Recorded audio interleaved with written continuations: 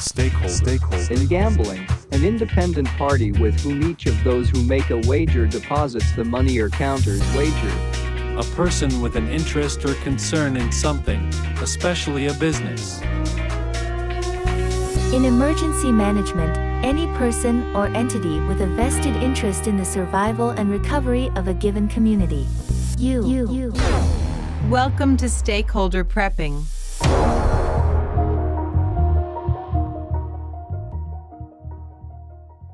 Welcome back to Stakeholder Prepping, where you, yes, you, are the stakeholder in your own survival. We are your hosts. My name is Chris. And I'm AC. And today we have a special guest. I know originally Chris and I said we were going to try to work guests in every maybe 10 episodes, but believe it or not, it turns out that we actually don't know everything about everything, and so we do need to bring in experts every once in a while. I wish we did. It'd be cool if we did. It would be awesome. But so expert is a strong word. Well, yeah, work with us here. So here's what's going on. We have a special friend of the show, actually, probably one of our only super fans. So our friend Forrest, who's kind of a out of the box prepper mechanic and has some real life certifications in this stuff, is going to talk to us a little bit about prepping your own vehicle. So welcome, Forrest. Thanks for helping out. No, it's a pleasure to be here. Big fan.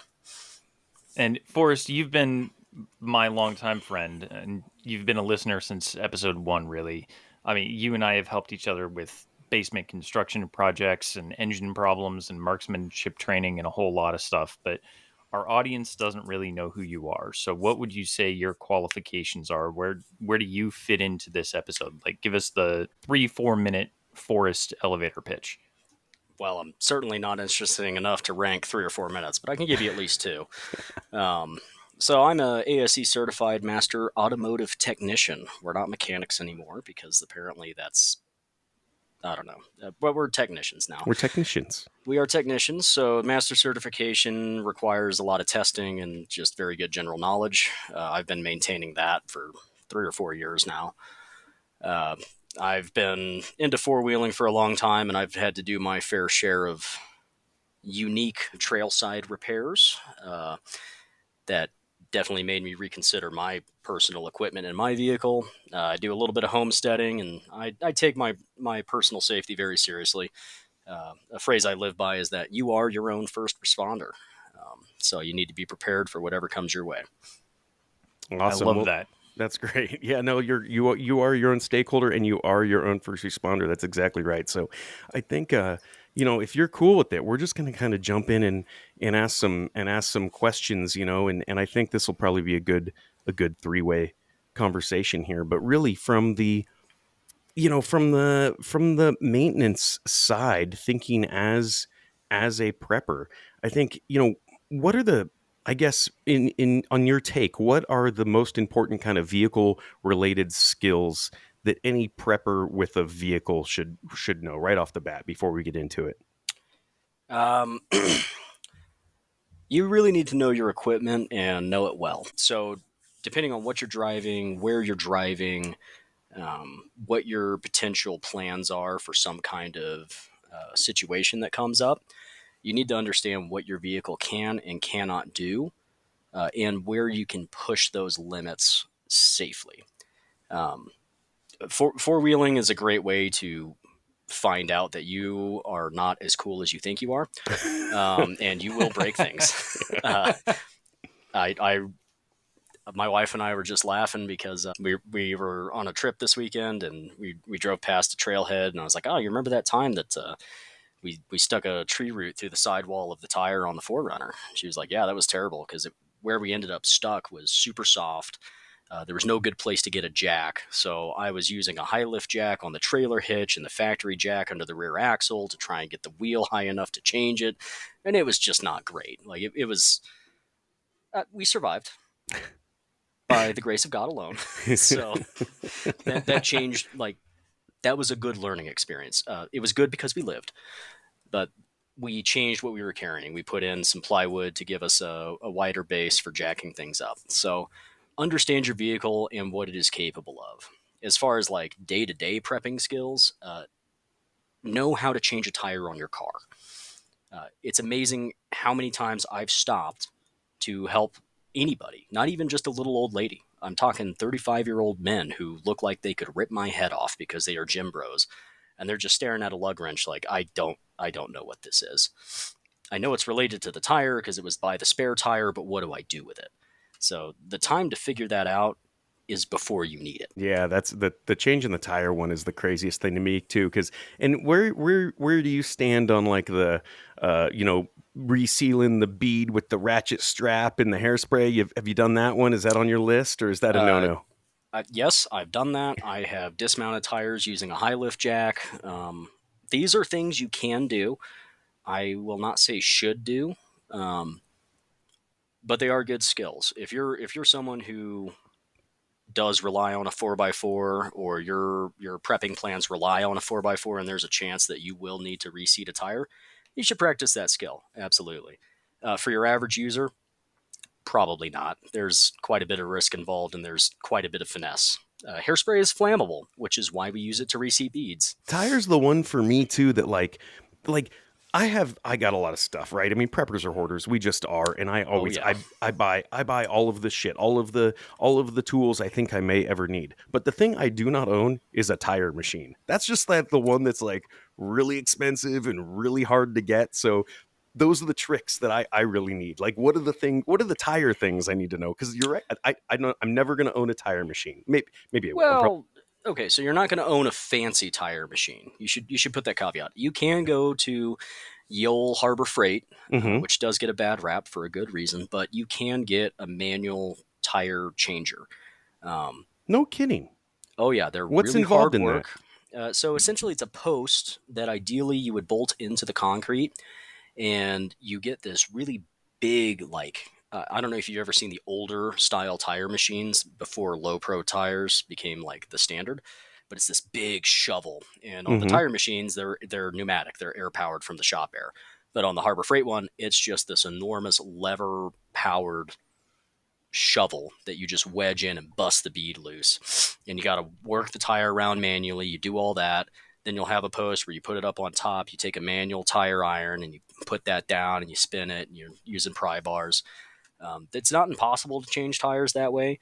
But the last episode I listened to, you guys mentioned physical fitness. Yeah, go spend a summer at Discount Tire busting tires manually. You will become very strong very quickly.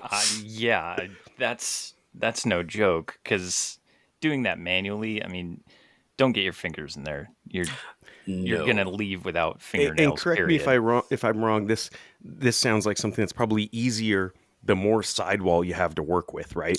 Absolutely. So I mentioned that the shovel style tire changers were more common before low profile tires became kind of the standard for automotive. Sure. And that's absolutely true. The more sidewall you have, the more flexibility that sidewall will have. So the same amount of leverage will go further with a larger sidewall because there's more flex there.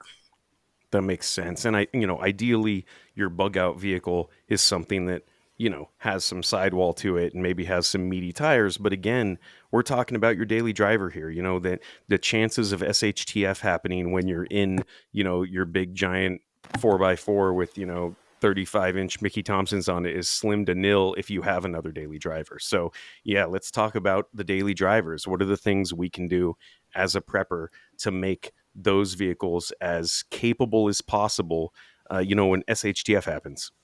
And real quick, Forrest, I want to jump in here because we had kind of an offline discussion. How would you define what is a bug out vehicle versus keeping your regular vehicle prepped?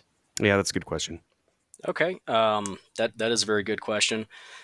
The way I think of it is that a bug out vehicle is something that you are planning to use to get away from wherever you are currently calling a home.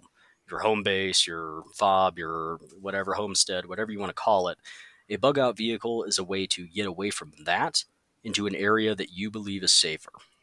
The way I usually hear bug out vehicles described is some kind of big monstrous, like you mentioned, the 35-inch Mickey Thompsons, great tires, as a way to get up the mountain, away from civilization, minimize your contact with other people, generally used in some sort of total breakdown of rule of law, or like I know we're all old enough to remember the whole zombie apocalypse craze, so that's mainly when I saw these things coming up.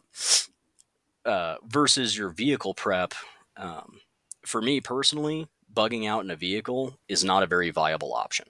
Um, I've got small children who are not going to thrive in a once a week bathing in the cold river situation.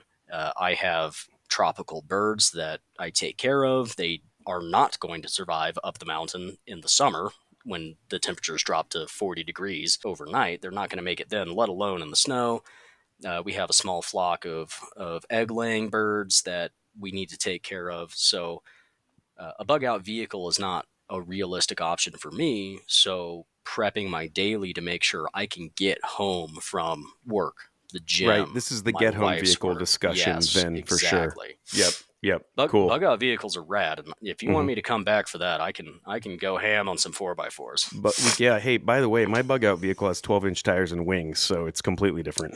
Yeah, well, you're cooler than me. I flew a plane one time, and it turns out I don't like heights, so I didn't pursue that goal. That's awesome. Flying sounds cool when you're a kid, and then you get up Yeah. there, you're like, oh man, that's a long way down. I'm in a Cessna 172, and this is not fun. That's awesome. Yeah. So, what would you say are some of the preps that you keep in your vehicles? Like, what kind of list would you recommend for anyone who has a vehicle to keep in their kit? Okay. Um, sticking with AC's thoughts on tires. If you are driving a newer sedan, small crossover, really anything smaller than like a mid-size SUV, there's a very good potential that you actually do not have a spare tire in your vehicle. Um, Chris, I know for example that you guys have, I believe it's an XC90, a Volvo. Um, Correct. Yeah, we've got the XC90 T6 Inscription Edition or whatever they call that. oh, phenomenal vehicle, extremely safe. If you do get in a wreck, you're definitely going to live. Your dogs will probably live too because Volvo is great about that. But I just off the top of my head, am 99% confident that you do not have a spare tire in that vehicle. What you most likely have is an inflator kit. The inflator kits come with the fix-a-flat slime that you pump in through the valve stem, and then you have a little compressor you plug into the outlet, the little 12-volt outlet in your vehicle, and you reinflate the tire. It's supposed to last up to 45 miles an hour, but you need to get into a shop ASAP and replace that tire. Personally, I have had a 0% success rate with any sort of fix-a-flat in any vehicle I have ever tried it in. Haha, So, I have you beat because we do have a full-size spare. Give us. It's not plus the donut. inflator kit. It's a full size spare, Wow. not just the donut. Yep. Okay, Yeah. so Chris, what we can Yeah. take away here, audience, is that Chris takes his prepping seriously because I don't have a donut in any of my vehicles either, but it beats the heck out of nothing. Actually, so tires. Let's talk about tires. So recently, yeah, I went and put new. I had a nail sticking out the side wall of my truck, and it was actually I was far from home, but it lasted. It was good. I got back and I'm like, it's kind of. I probably had 25,000 miles on the tires, so I'm like, I'm right there. Let's just. I'm just gonna get new tires, and I still had the original full size spare. I've got a ZR2 Colorado that came with. Oh man, that is a fantastic truck. It's a great truck. That little 1.8 diesel. I dig it. Oh, cool! You got the Duramax one. Very nice. I bought 5 of the exact same tire, and so we've talked about this before. I've got a spare and then a spare. But what I did and I'm not a tire guy, so I'd really like your take on this. What I did is when I went into the tire shop, I said, "Here's what I'm looking for," because it had fairly aggressive tires from the factory, and I just said, I want the most aggressive tire you sell that has a snowflake on the side, because I wanted something that was kind of all seasony. Sure. But, if we're talking about let's talk about maybe not the sedan, but maybe the light SUV crossover, small pickup that probably most people are rocking, like, Chris's vehicle maybe. What is the best all around tire that you would recommend for something like that? Something that's, is there I guess I'm trying to ask, is there like this happy medium between aggressiveness and road noise and wear, and your wife will still drive the car? We right now, gentlemen, are living in kind of a golden age of a lot of things. I personally believe we're living in a golden age of high quality defensive concealed carry handguns, but we're also living in the golden age of the exact tire you are describing. Oh, tell me about Um, it. Gone are the days of having to buy some super gnarly mud terrain that screams like a banshee if you take it over 45, and no matter how much weight you put on that rim, it won't balance. Mm-hmm. Thanks to modern material technology is the main difference. There are many companies. I know Goodyear has the trail terrain, and that's a very good tire as well. That is aggressive enough of a tread pattern that it will perform off road. Are you going to take it to Moab? Yes, you will. You're not going to do anything crazy with it, but it's going to work. It's going to do the job, but it will also cruise on the highway at 75 at a completely reasonable volume. It will actually balance on a normal wheel that's not bent, and it won't sound like you're, fighting a banshee while you're driving. It's This is the time to be doing it. So I would recommend looking at really any reputable tire manufacturer. I see a lot of tires in my job. I work full time at a reconditioning shop for used cars. And let me tell you, profit margins are a thing. And there are some actually rather well made Chinese tires that meet all of the tire standards as far as US DOT guidelines, as well as manufacturer guidelines, that cost $40 a set, or well, $40 a tire. They don't last as long and they're not as good. But the reputable tire manufacturers, General, BFG, Goodyear, Cooper, things like them, they do have that kind of tire you're looking for. Okay, so that isn't like the holy grail of tire anymore. We can find a good aggressive tire for pretty much any rig that's going to be, most season or all season and still get us out of a sticky situation. So the tires I just ordered for my 4x4, I spent less than $900 for a set of four, and they are triple peak snowflake rated highway tires. Got it. Nice. Okay. Which tire is that? That was the Cooper Discover Road Plus Trail AT. Got it. We'll put some. We'll obviously put some links to any of the good tires you recommend, because this is one of those things we've talked about this before, that having a little bit of forethought. If you are already going to buy new tires, if you are already going to spend $800 on a set of tires, and for a tiny bit of forethought, you could get the tire that does everything that is the Prepper's tire for $50 more when you're doing it. It's a whole lot different than throwing out your good tires now and going and spending another $900. So, absolutely. Being armed with that information now, I mean, that's what we're trying to do here, right? So, yeah, we definitely will put some links to some of those tires, and I wish I knew which ones I got. I'm gonna send you the ones I have, and you can tell me. But that was the criteria I went into the tire shop with. Is I said, hey, I want a high mileage, super aggressive tire that has a snowflake on the side and is not going to be the loudest thing out there, and that's kind of what they came up with. Kind of a little more of a, not a mud terrain, but an all terrain that was snowflake rated. And yeah, I got 5 of them. And so here I am now. I've got 2 full size spares. So I feel pretty good about that. I realize not everybody can be in that exact same situation, but that was sort of my mindset at the time. You know what I mean? Absolutely. And for listeners who don't know, the triple peak snowflake rating I am talking about, the U.S. Tire Quality Guide, they rate tires based on their performance in different conditions. So the triple peak snowflake is pretty much the best all-weather, all-season type tire you can get. Now, there's stuff like snow tires that perform better in explicitly winter conditions, but like AC was just saying, not everyone's fortunate enough to be rolling around with extra wheels and tires. I'm a full-time mechanic, so of course I have 8 wheels and 8 tires for my car, my daily driver and my wife's daily driver, because we rock snows and we rock summers. I live in Colorado. It's not an option. Well, it is if you want to slide into someone else's car, but for us, insurance is expensive. I don't have time for that stuff. So, yeah, and that's something else. Is it's going to depend on your locality and your terrain and where you're trying to get to. Because somebody down in Florida, even in the worst weather conditions imaginable, they're dealing with a hurricane. They're not going to be worried about frozen ground or terrain to cross over. So That's they've right. got a I completely don't think the different. studded Blizzaks are going to help them that much. Yeah, That's exactly. That's right. So let me ask you another tire question, because you're an expert, and I've been told different things from the tire shops. But so I have an old Bronco that I had. I just don't get a chance to like change out the tires very often because I just don't drive it that much. So I've got kind of like a buckshot, mutter on there. And I think I had lost maybe a sidewall, so I had to go get new tires. But I was like, hey, I want to hang on to a couple of these and put them on spare rims, just so I had some spare tires. And the tire shop had said something about the amount of time.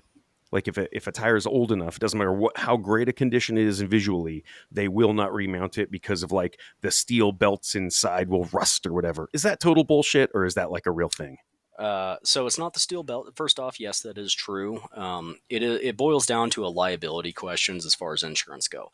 So most tire shops will not mount a tire that is 10 years old or older for you. 10 years. And that has less to do with the steel and everything, but more to do with the rubber. So rubber, like all materials, especially synthetic materials, rubber will degrade with temperature fluctuation and exposure to direct sunlight. I don't have a garage. All of my junk is parked outside.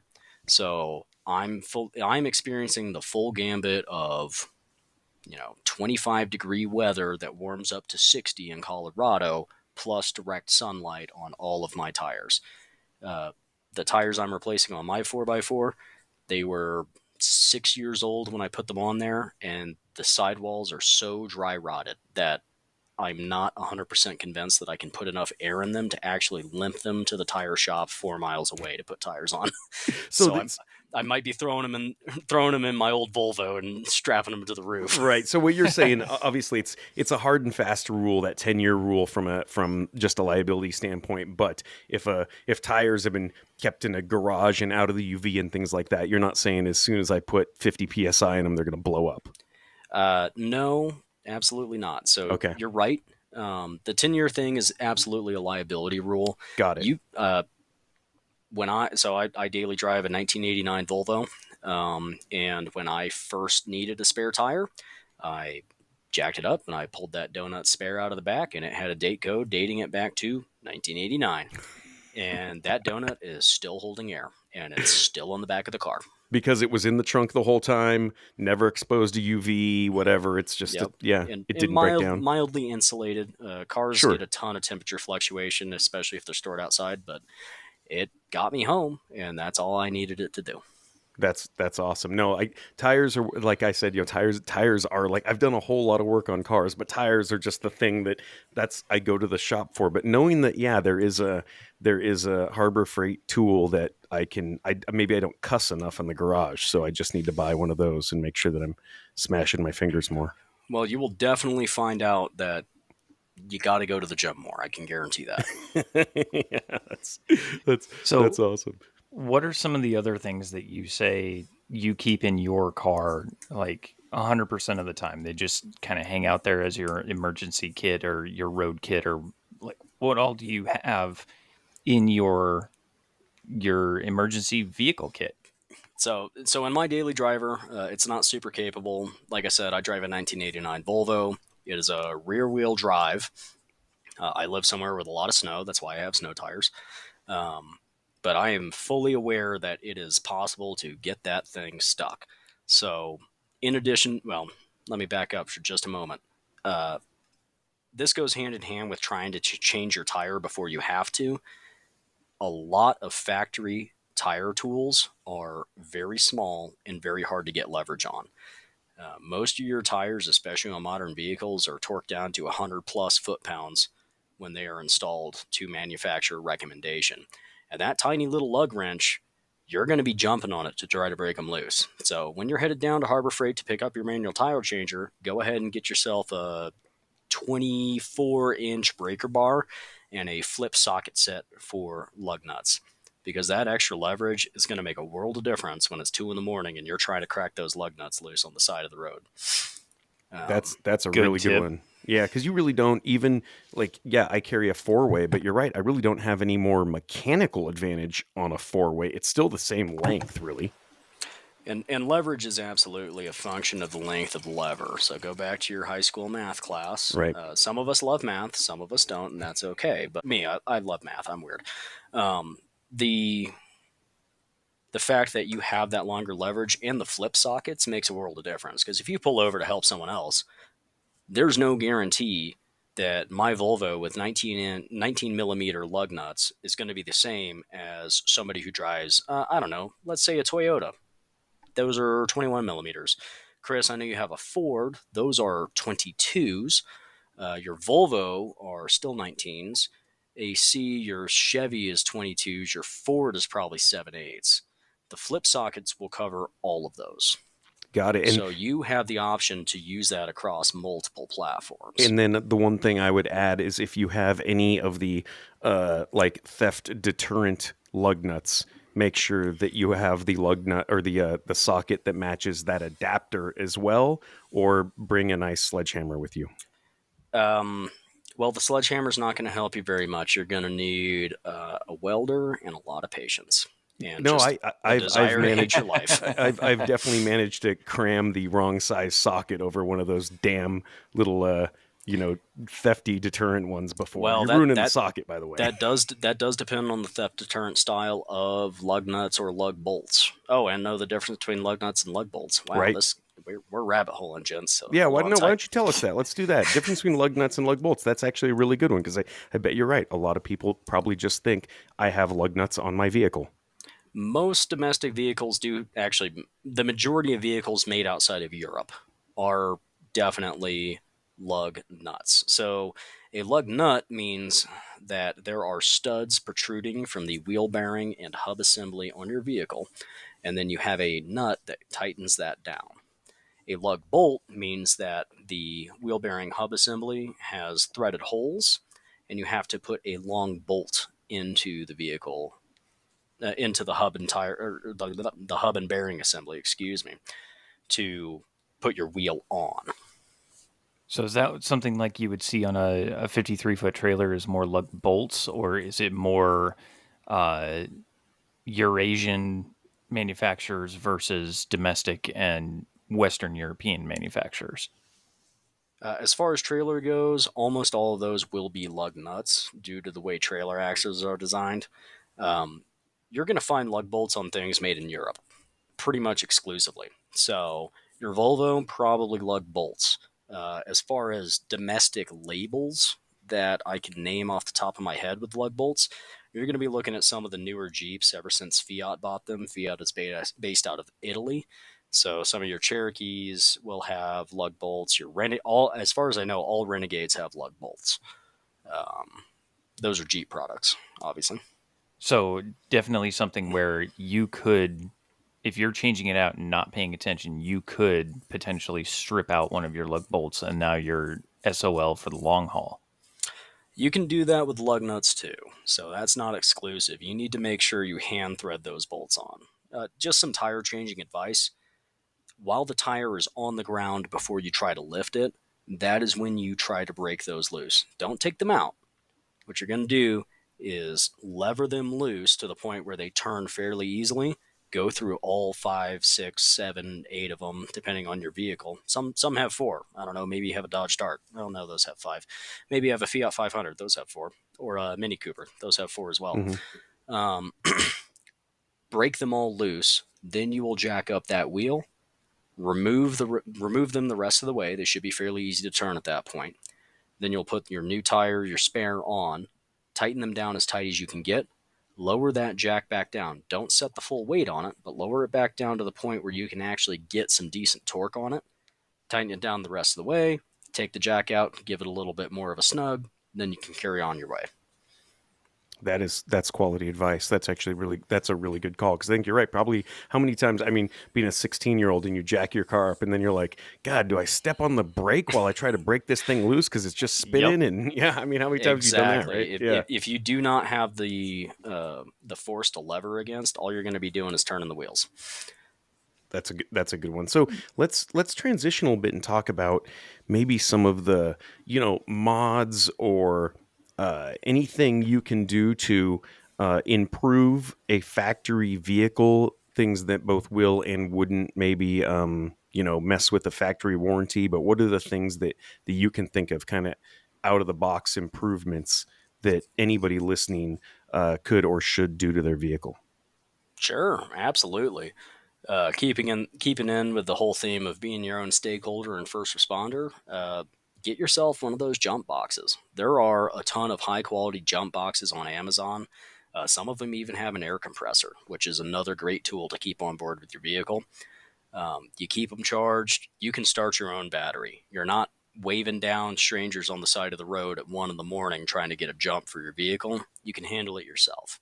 That's a valuable piece of kit, and that's something you can practice with in your own backyard. And actually, what you said there, the keeping it charged, man, that is one thing that you got to stay on top of. Is have that regular cadence, right? Add it to your calendar and make sure that whatever it is, every 30 days, you're pulling that thing out, plugged into the wall, and make sure it works. Because I think so many people do that, where they have, even just the USB power supply for their phone. It's just in the backpack, and they go, oh yeah, when I need to charge my phone, I'll pull it out, and it's going to be dead. So yeah, keeping it charged is a huge one.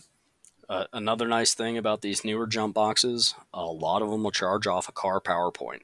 So if you drive something newer than my vehicle, you probably have more than one power point in your vehicle. So, Chris, I know that your Volvo has a power point in the hatch area.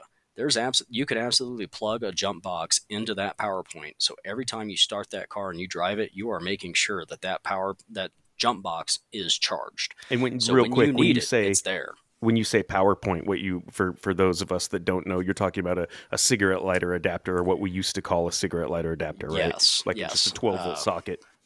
Another shout out to the Europeans. Still the only people who will occasionally option their vehicles with a cigarette lighter. Everyone else has a PowerPoint because apparently people only smoke in Europe now, which I don't believe, but hey, that's what the manufacturers say, so who might argue? It's just cool in Europe. It's still cool. It's still cool. These are the people that still wear fanny packs, by the way. So you know, the fanny pack's making a comeback. Turns out you can jam a Glock 19 in a fanny pack. We were talking about the fanny pack, man. I wish I had the confidence to rock I like the chest fanny pack that you see now, where they do kind of the diagonal chest worn fanny pack. That's kind of my favorite piece of European. Oh man, kit. I can recommend a company here, Hill People Gear, out of Canyon City, Colorado. They make a really nice chest pack. That's exactly what you're talking about. Do they? Yeah. Maybe I'll have to look into that. I'm gonna work a fanny pack into the daily loadout. But so yeah, let's go. What else do you have? Talk about like those kinds of that kind of out of the box, like just improvements or any kind of uplift type stuff you could do to the car. Absolutely. So keeping in mind the factory warranty thing, you're not going to be able to do anything with like the drivetrain system or your electrical system. So pretty much you're going to be limited to things that you can throw in the back or tape to the roof or things like that. So something else I recommend, regardless of what you drive, is to have a good tow strap and some good shackles. Something I found out the hard way before I had any education in this is that a lot of 4x4 owners actually don't keep a tow strap in their car.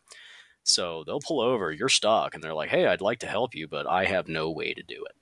So if you, like me, refuse to update your vehicle to something that isn't trash, put a tow strap in it because you're going to need it. I've used the tow strap in my Volvo to get myself out of more sticks than even the winch on my 4Runner. And are there guidelines that you would suggest for like picking a tow strap? Or Absolutely. So you can Google or look in your owner's manual for the gross vehicle weight rating of your car.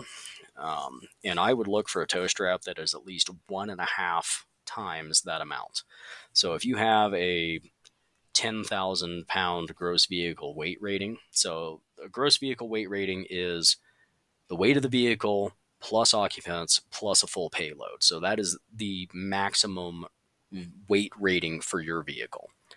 If that maximum weight rating for your vehicle is 10,000 pounds, get at least a 15,000 pound strap, because under the dynamic load, going back to that physics class we were talking about earlier, you're going to be putting more pressure and stress on that strap. So you need something that's rated higher than your GVWR.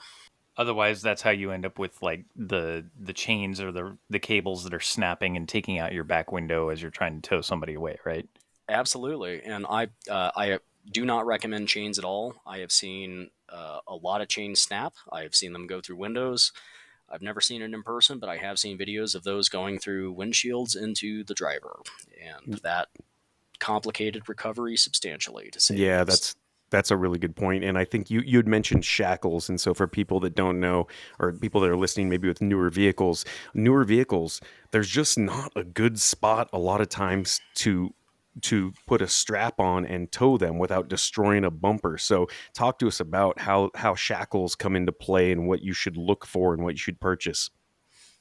Absolutely. So, shackles are essentially large D rings with one side is a threaded rod, so you can unscrew it, mount your strap to it, and then fit through like a tow eye or a mount on the frame of a vehicle.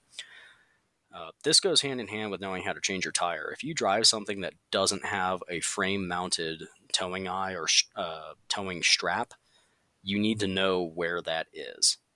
So a lot of them will thread into like the front bumper or rear bumper. Um, a lot of them have tie downs on the bottom of the vehicle. Most of your 4x4s, trucks, SUVs, things like that, they'll have legitimate tow hooks that you can actually hook a strap to. The big thing about the shackles is what we call a fully enclosed recovery system.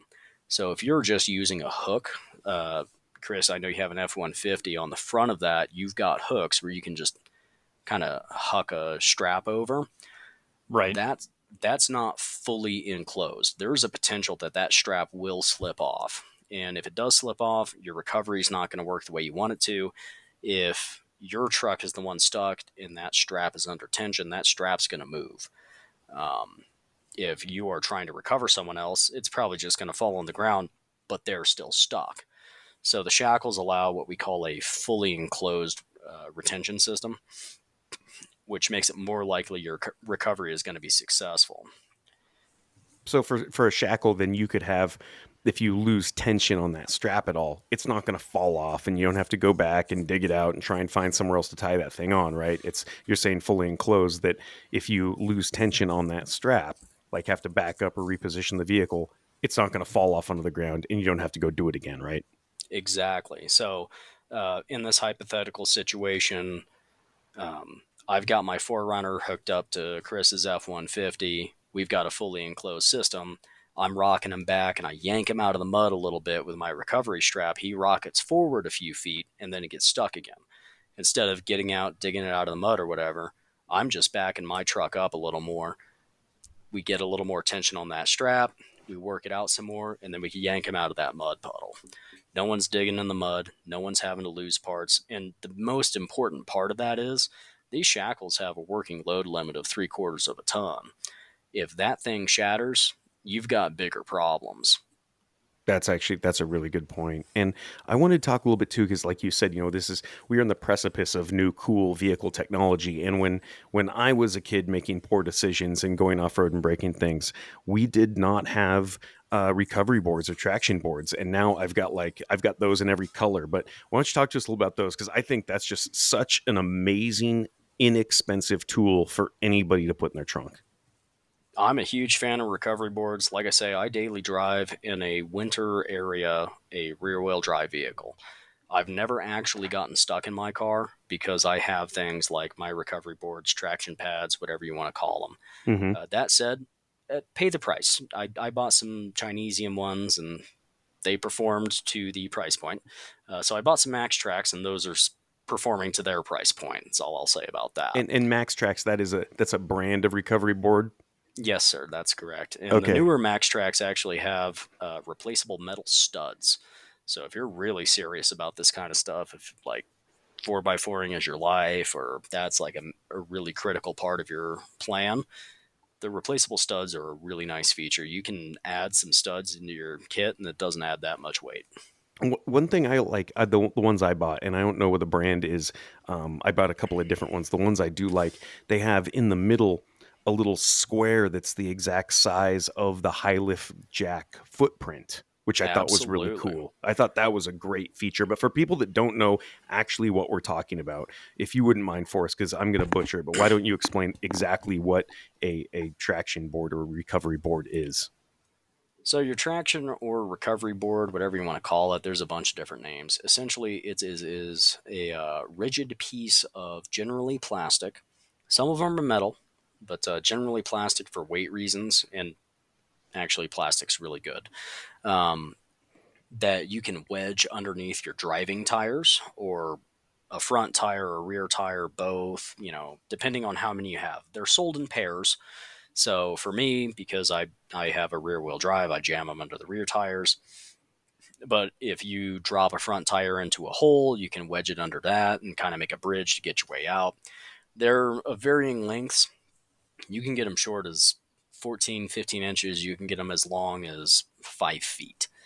It really is going to depend on your use case and what you're doing with them. My wife's car, it's a city car. We've got the 14-inch ones. My car, it's a little longer. We run about 3 foot on that because those do double duty in the 4x4 as well. But they are these plastic boards with spikes, bumps, ridges, all three, depending on the design, that allow you to gain traction in something like mud, snow, something super slick that will pack your tread and not allow you to get a grip. And so these also, I think you can do double duty with these things. That I've personally had to use them as a shovel. They're not the best shovel in the world, but you can absolutely use these things to shovel out snow from under the vehicle. So you can wedge these under there and get traction, right? That is correct. They're not great shovels, but they are functional. So it beats not having one. And I would say for anybody, that these things, get them in a pair. Most of them are sold in a pair, I think, but and they go to anybody can just put them in their trunk, and they don't take up a ton of space because they're flat, and they go together like little cool Russian nesting dolls. So they kind of stack together, so they just don't take up that much space. But I think that's a really good one. Having traction boards with you, whatever you call them. We'll put some links to some Amazon ones on the blog. But yeah, that's a really solid one as far as other gear to have that you just don't know you have it until you need it. Any other stuff along those lines you can think of, Forrest? Yeah, something else I keep in all of my vehicles is an up-to-date fire extinguisher. The reality is, for your average everyday life, especially in like most first world countries, you are a lot more likely to run into some sort of car accident than you are some kind of crazy, off-road recovery situation. So being able to address a fire is a really useful thing.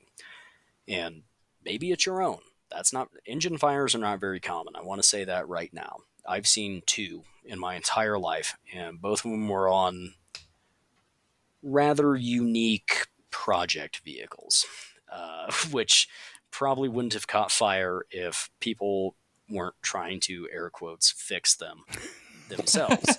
So, that said, the fire extinguisher is something that doesn't weigh very much. You can get small ones that aren't very expensive that'll at least smother an engine fire long enough to make sure people are away from the vehicle. And that's the most critical part. The likelihood of saving that vehicle is zero. Making sure you get the people away from it, that's valuable. So you're just talking about knocking it down enough to get people out of the passenger compartment and things like that. Absolutely. Just suppressing it enough to make sure people get out. Absolutely. Now, will that work on, like, if you come across an EV that's on fire? Is that going to do the same thing? Are you going to be able to suppress that enough to get somebody out, or is that just a lost cause from the get-go? Well, the fun things about EVs is that they can and will burn for, I've seen, as far as 40 plus days after a wreck. Those batteries are no joke.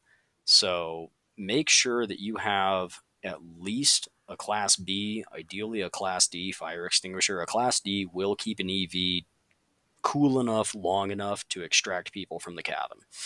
But you're just not putting those out. Those things are all like one valence electron away from blowing up anyway. But I don't think you're just not putting out a lithium ion fire at all.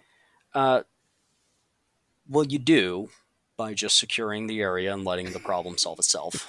Um, I point rather unfortunately to Mr. Richard Hammond of Top Gear and Grand Tour fame. He wrecked a Rimac 1, I believe, is the car, and that car burned for like 50 days because it would just sit there, and then a few days later another cell would go.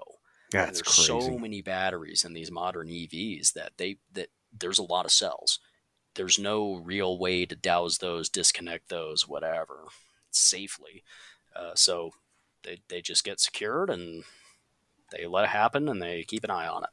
So, would you say that a gas vehicle or a diesel vehicle is a better option to have in most cases for your emergency preparedness in general?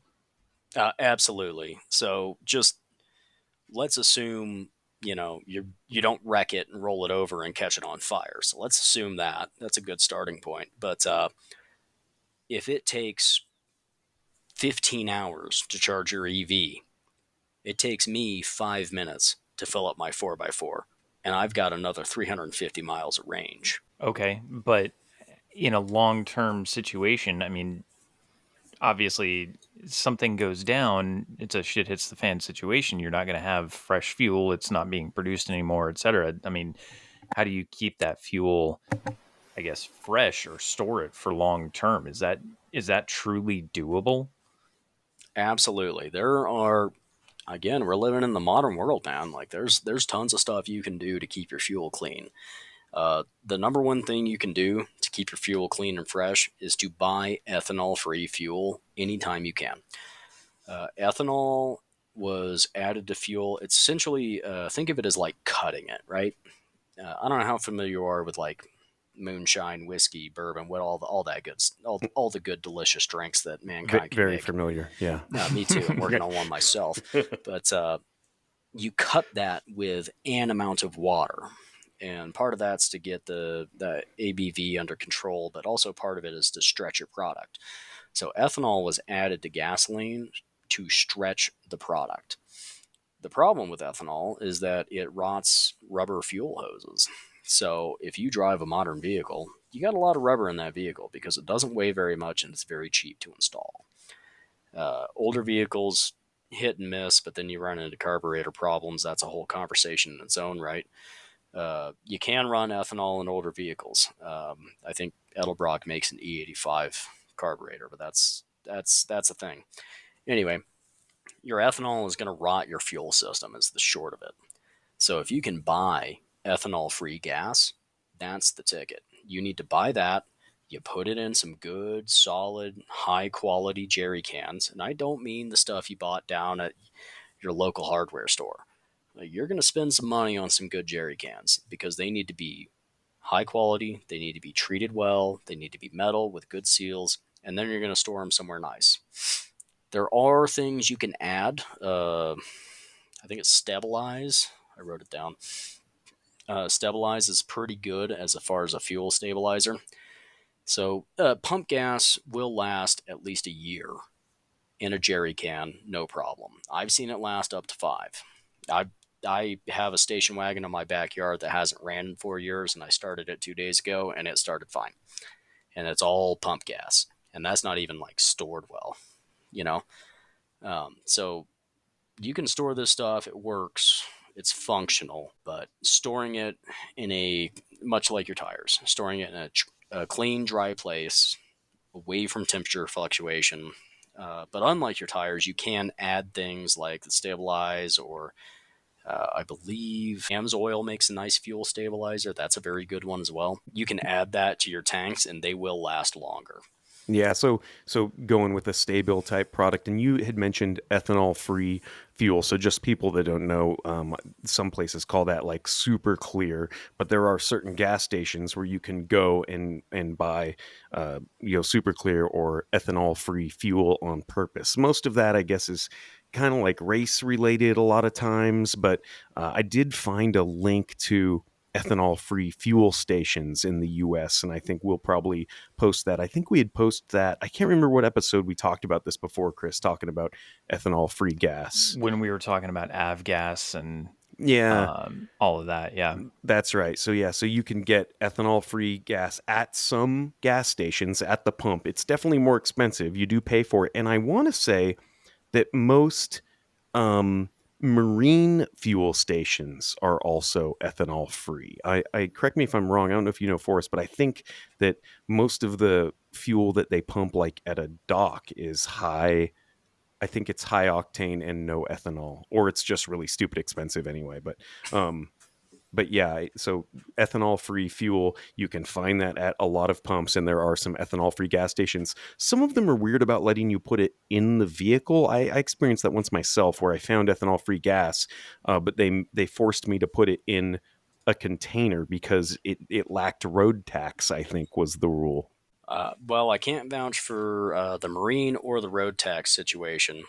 So hopefully some listeners can chime in with some details on that. I'll talk to some of my buddies who have boats at work tomorrow. But as far as the ethanol free, so when you're driving down the road and you see a gas station, you see, unleaded gas in the red, and then you see a diesel price in the green.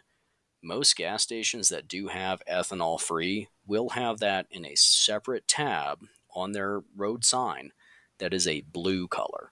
So they pop out. If you're paying Ah, attention, start looking for those. And those, as far as I've experienced in my time, uh, those you can pump straight. You go to the pump, you pay the price, you pick the ethanol free, you put it in, and you just fill it up. And I haven't had a problem. I've never had someone tell me I couldn't put it straight in my car, so that's new to me. yeah, this was, and I think because it was specifically for like race fuel in general, something it didn't have a road tax. They wouldn't let me pump it into the vehicle. Same thing with the avgas. Like you can go get avgas, which I do in a lot of my yard tools. Avgas, again, ethanol free, high octane, but it has lead in it, and I think that's the issue. You don't want to put that in anything with a fuel injector, but the Oh, there's carbureted stuff absolutely seems to there's love it. there's EPA rules about lead on the road. Yeah, they Sure. they don't want that. There's a Yep. reason we all have unleaded cars now. Right. Right. I'm not saying it's the feds, but at least they were ahead of the curve and they did something right for a change. And So ethanol free gas usually higher octane, right? It depends on where you go. So Okay. octane is an interesting thing. Octane is defined as the resistance to knocking. Knocking is what we call pre-ignition. So, oh boy, all right, let's talk some engine theory real quick. So, your four-cycle gas engine runs on four cycles. You have the intake cycle where you are breathing air into the cylinder of your engine. Now, most four-cycle engines have four cylinders. Fun fact. So, in cylinder number one, we are breathing air into cylinder number one, which means your intake valve is open. You're sucking air in. Cycle two is you are compressing that air. That is the compression cycle. Surprise, surprise. Then you have the ignition cycle where the spark plug fires. That ignites the fuel air mixture. Fuel is injected during cycle two. And then that fires. That makes your power cycle. And then you get exhaust. Knocking is pre ignition. So during the compression stroke of your engine, if it is too hot or the octane is wrong, you can actually get that to fire before it is at the full compression stroke, which means you're losing power, you're losing efficiency, and introducing potential damage to your vehicle. same as a machine gun overcooking rounds and you get a runaway gun. It is extremely similar to cooking off. Yes, absolutely. So octane is a resistance to that kind of cooking off. That's a really good way to describe it. So your higher octane is more resistant to it. Almost all of your EPA guidelines are measured off of 86 octane fuel. So run 87 or better. That's the tip. Interesting. And you're going to Okay. end up with better fuel mileage? Are you going to end up with less wear and tear? Like, what are the benefits of that? Both. Okay, so the extra dime or 12 cents at the pump per gallon is going to give me better mileage, less wear and tear, better reliability out of my daily driver, and it's worth that extra 10, 12 cents a gallon. Absolutely. I encourage every listener to, especially if you're someone who, like I used to, would only fill up with 85 because you were broke as a joke and you just couldn't afford to. Go fill up a tank with 85, reset your trip odometer, drive it like you normally drive it. Don't change anything, just drive. Okay, when you go to fill up, once you hit that half, quarter, empty light, wherever you decide to fill up, that's your business, not mine. Write down how much fuel you used and the mileage. Fill it up with 87. Your next higher octane. It depends on your sea level too, because octane is affected by sea level, but that's a whole other thing as well. Fill it up, reset your trip odometer, go do it again. I can almost guarantee with every single vehicle, you're going to get better mileage. And you'll notice it's got a little more kick. You can get up to that highway speed with less fight almost every time. Wow. So, I'd never thought about that. That I usually go with just whatever the vehicle says to put in it. But yeah, knowing that higher octane is actually going to be beneficial in most vehicles, that's a new one to me.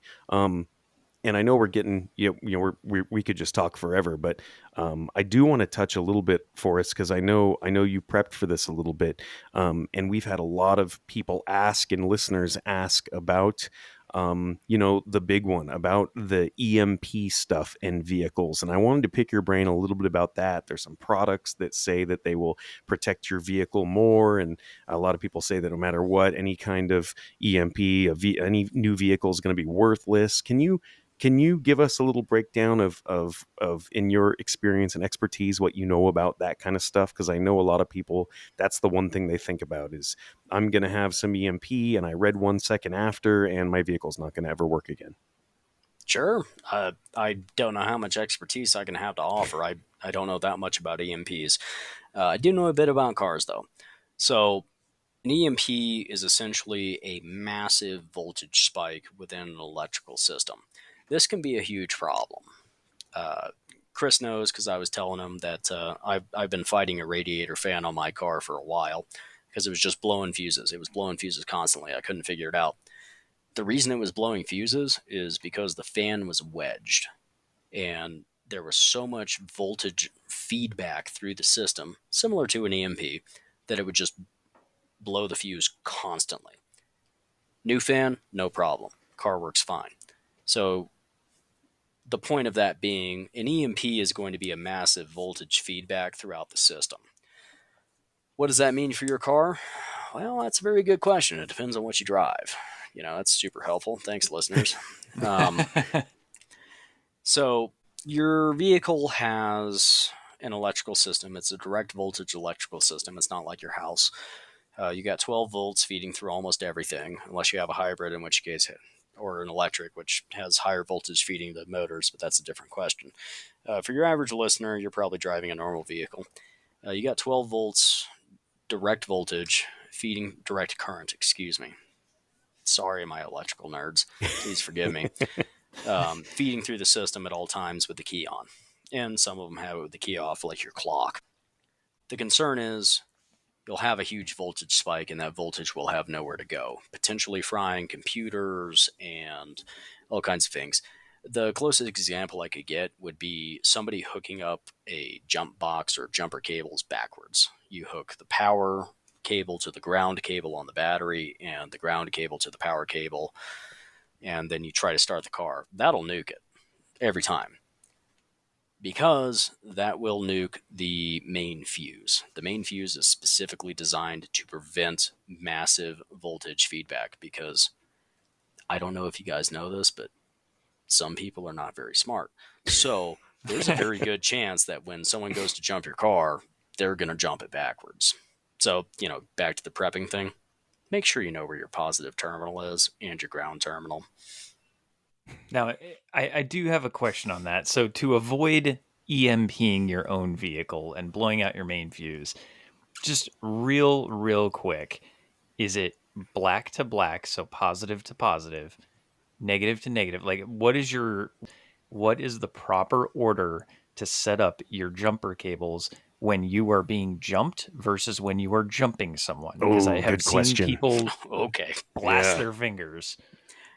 Never blasted my fingers, so maybe this is a good method. Some people don't like it. I personally prefer to hook up the dead battery first, the vehicle that needs to jump first. Uh, do do follow Chris's advice, match the colors, put the red one on the red one, put the black one on the black one, and then do the same thing on the jumping vehicle. If you do not have for some reason, if you don't have the red and black markers, look for a plus or a minus on the battery. The plus is red, the minus is black. If you still don't have those, thanks Toyota, look for one terminal will have a cable that runs deep into the engine bay. That's probably your positive. One terminal will have a cable that goes to a huge wire that's attached to the body next to the battery. That's your negative. So hook those up, then hook them to the starting battery. And when you hook them to the starting battery, hook them up positive first. Make sure there's no smoke, fire, bad noises, big pops, things like that. Make sure all your fingers are attached. Then hook the negative one on. So red to positive, red to positive, black to negative, black to negative. Let it sit for a couple minutes and then have the donor vehicle running and then start your dead vehicle. Is that right? Absolutely.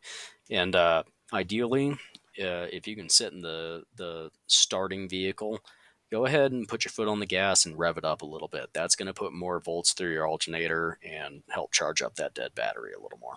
And I think, like Forrest said at the very beginning of this, that a little bit of forethought and carrying a jump box would actually avoid most of those kind of issues, right?